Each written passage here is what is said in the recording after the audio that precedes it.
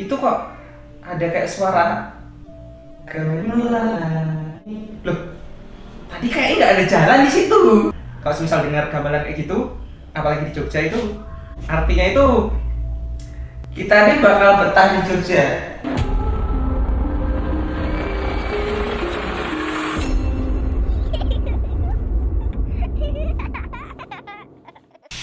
Oke guys, kali ini kita kedatangan seorang narasumber yang bisa dibilang memiliki pengalaman horor yang cukup menarik.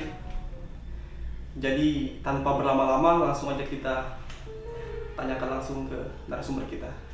Silakan. Ya, nama saya biasa dipanggil Tole. Tole. Nah, Tole, anak kecil, anak laki-laki kalau orang Jawa. Ya, untuk pengalaman horor saya, karena saya di Jogja ini, tepatnya itu di Kulon Progo. Nah, Kulon Progo. ya, waktu itu saya mau ke destinasi wisata di Kulon Progo, ke Sungai Mudal, terus habis itu ke Kebun Teh, ke Sungai Mudal, terus habis itu ke Kebun Teh, daerah Kebun Teh. Pakai akun apa Pak? Nah, terus saya itu dari Jogja sekitar siang. Siap. Ya siang mendekati sore lah. Nah itu pas perjalanan ke sana ke Sungai Mudal itu aman-aman aja, masih aman. Itu Bangun. kau dari Jogja ke Sungai Mulia berapa orang? Itu sekitar 4 orang. 4 orang ya? 4 orang 2 motor. Nah, udah sampai Sungai Mudal itu aman, kita masih main-main, masih oke lah tempatnya. Nah, setelah itu kita mau ke Kebun Teh. Oke. Nah, Kebun Teh. Itu tapi sebelum ke Kebun Teh ternyata salah satu teman saya itu ada rumah neneknya itu di situ. Rumah temenmu tadi? Nah, jadi karena mau keburu sore, jadi kita mau nginep ke tempat neneknya temanku itu. Oke. Nah, udah dari Sungai Mudal, kita mau perjalanan ke tempat neneknya temanku itu di daerah Samigaluh. Masih Jogja ya? Ya, masih Kulon Progo itu. Oke. Nah, terus pulang dari Sungai Mudal, tiba-tiba itu udah sore aja, nggak kerasa kan main air. Nggak kerasa kan? Nah, udah sore, terus jalanlah kita ngikutin Google Map. Oke. Terus habis itu kita ini nggak tahu ini daerah mana, tiba-tiba kayak disasarin gitu lah. Pas pulang dari Sungai Mulia Habis Sungai Mudal karena posisinya udah sore, udah mau maghrib. Nah itu nggak tahu kayak kita kan ini salah Google Map-nya atau gimana. Karena emang kita diputer-puterin di situ terus. Itu kayak ada tempat wisata, tapi tempat wisatanya tuh udah tutup. Dia di daerah atas banget gitu. atas Kulon Progo. Kayak pinus-pinus gitu. Oke. Nah, di situ kita cuma muter-muter aja sampai maghrib itu. Maghrib tuh belum ketemu. Belum ketemu jalan pulang. Jalan pulang di situ. Nah itu udah panik, kemana kan? Karena kita nggak tahu jalan itu. Ternyata pas tanya ke temanku yang rumahnya neneknya itu, dia nggak pernah lewat sini. Dia nggak pernah lewat situ ternyata. Gara-gara Google Map. Ternyata dia lewatnya lewat yang bawah, bukan yang lewat yang atas. Udah, terus diputer-puterin ke situ tuh hampir adalah 1 jam sampai maghrib itu. Di daerah yang tadi kau. Iya. Ya sampai setelah maghrib itu ada ibu-ibu habis pulang kan pas malam Jumat. Nah pasnya tuh pas malam Jumat. Iya. Itu udah panik banget itu. Gak tahu ini arah mana. Pelang juga nggak ada. Itu mana ada tempat wisata gitu tapi serem banget. Ya kan? Udah berpikiran aneh-aneh lah di situ. Nah terus habis itu ada ibu-ibu pulang dari Jumatan. Beruntungnya. Ibu-ibu pulang? Kok pulang dari Jumatan? Maksudnya dari Yasinan. Oke, Yasinan. Nah, Yasinan pas hari Jumat. Oke. Nah, terus tanyalah ke ibu-ibu itu. Ini arah pulang kemana ibu ya? Ke sini mas, ke bawah ada ke sini. Loh, tadi kayaknya nggak ada jalan di situ. Ternyata cuma deket, kita keluar jalan itu beberapa meter tuh udah ada jalan raya. Itu jalan raya tapi ya kecil itu. terus ada pelangnya. Ternyata itu daerah Purworejo. Di sana Purworejo deketan sama Kulon Progo. Oke. Nah, udah katanya ibunya suruh turun aja mas, terus nanti belok ke kanan gitu pokoknya. Ya udah kita ngikutin itu, ngikutin ibunya, ternyata bener. Ternyata cuma deket sebenarnya. Itu. Karena Google Map aja jadi puter-puter gitu. Iya. Tuh. Itu antara memang Google Map atau yang penunggu di situ nggak tahu juga. Kira-kira nih, kalau dicari di Google gitu tempat wisatanya, tahu nggak? Nggak tahu karena udah tutup. Tempat wisatanya tuh udah tutup, dia di atas banget gitu. Kulon Progo atas tuh emang serem-serem. Iya, pokoknya daerah Sambigalu itu kayaknya. Nah, udah terus habis itu temanku nih ingat bahwa kemarin jalannya lewat sini. Ya udah habis itu ke tempat neneknya temanku itu. Oh, yang orang Kulon Progo tadi ya? Iya. Tuh cerita pertama. Ada lagi? Ada lagi. Oke, seru nih. Jadi kan, tahu kan juga keluarga kan banyak di Kulon Progo juga. Aku pernah tuh ke tempat buleku.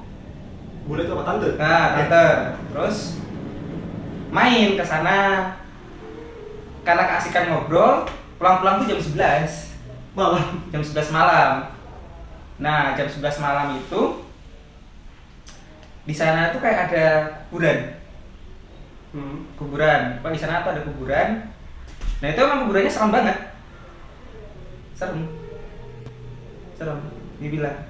Pokoknya wah merinding lah karena nggak ada lampu-lampunya, jalanan itu sepi kalau di sana. Nah, terus habis itu di jalanan keluar dari tempat buleku itu ada namanya Jalan Dandeles. Apa? Jalan Dandeles. Dandeles. Nah, itu jalur selatan lah. Itu sepanjang pantai selatan. Nah, ya udah. Terus jalan itu sepi.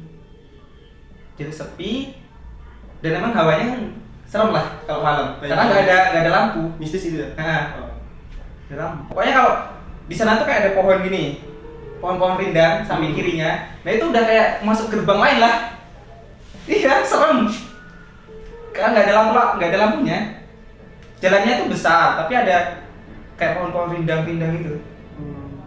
Nah itu, dan di sana juga rawan dulu ya, kalau sekarang nggak tahu, kecelakaan juga. Selama aku di sana tuh ada beberapa lah kali. Orang kecelakaan. Gara-gara gangguan mistis atau? Nggak tahu, tapi kalau orang bilang itu supirnya yang ngantuk gitu. Kalau selama di sana itu aku pernah nyaksiin itu ada yang terjun ke jembatan. Padahal jalannya tuh besar. Bunuh diri atau? Enggak. Oh, kecelakaan. Jalannya tuh sebenarnya besar. Tapi ada juga yang ini. Yang kecelakaan di situ kayak ngantuk alasannya ini. Tapi nggak tahu kalau misal itu gangguan atau gimana, belum tahu. Kalau cari di Google ada nggak kira-kira jalan itu? Ada. Ada ya? Ada. Oke, jadi karena ada nanti kita tampilkan di situ di layarnya. Ya. Bentuk gambar. Terus ada juga kejadian pas aku nginep ke tempat buleku itu malam-malam pas ngerjain tugas. Nah, karena ngerjain tugas di situ sampai larut malam sekitar jam 3-an itu kok ada kayak suara gamelan Di daerah? Iya, di sana. Di sana tuh ada kayak suara gamelan. Arahnya kemana? Kurang tahu juga. Arahnya itu. Pokoknya samar-samar tuh kayak ada suara gamelan gitu lah. Nah itu. Nah di situ udah kayak, tapi aku masih berpikir positif. Ya mungkin karena ada kayak kalau di sana tuh ada simbah-simbah gitu atau nenek-nenek atau kakak itu yang tidur tuh harus dengerin wayangan. Kenapa? Emang gamelan gitu? Enggak, biasanya ada yang gitu. Nah mungkin aku berpikir positifnya kayak gitu. Oke. Terus pas paginya itu aku cerita toh, tadi malam ada ini dengar gamelan. Terus tetangga sebelah tuh bilangnya, memang sering mas, ada juga kemarin tuh yang dengar suara gamelan. Berarti ada yang dengar juga gitu loh. Bukan mistis lah ya? Nah, ya berpikir positifnya kayak gitu. Oke. Nah, tapi dia tuh apa ya? Jauh, tapi kedenger. Kayak jauh tapi kedenger. jauh tapi kecil suaranya kan. Ya, Jelas gitu iya. ya. Oke, paham. Nah, tapi setelah aku ulik kan, aku cerita sama orang yang Jogja asli, katanya memang ada yang bilang nih, kalau misal dengar gamelan kayak gitu, apalagi di Jogja itu, ada yang bilang positif sebenarnya. Apa itu artinya? Artinya itu kita ini bakal betah di Jogja. Oh, Kita bakal betah di Jogja. itu serius.